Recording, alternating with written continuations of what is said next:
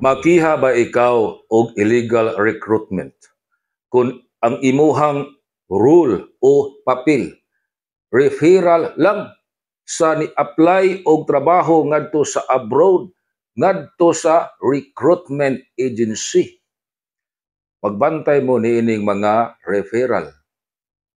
Ang inahon na lang gid trabaho, dunay panahon i-grab na to ang oportunidad ug dunay mang-hire na tong trabaho. Usahay daw na mang recruit na to.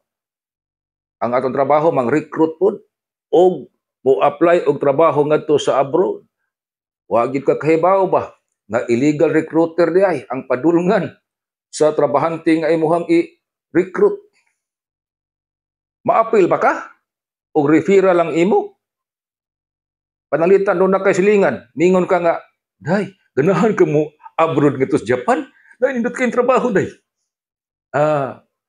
Tihugas sa stato, dako kay sweldo. Karon, pag napadulngan, illegal recruiter. Maapil kas kaso? Nga, igor man kang ni-refer? Yes! Sumapa sa Section 6 sa Migrant Workers and Overseas Filipinos Act of 1995. Bantay mo, kay a mere referral ngadto sa illegal recruiter, makapapriso ni gikan sa unong katuig ngadto sa life imprisonment.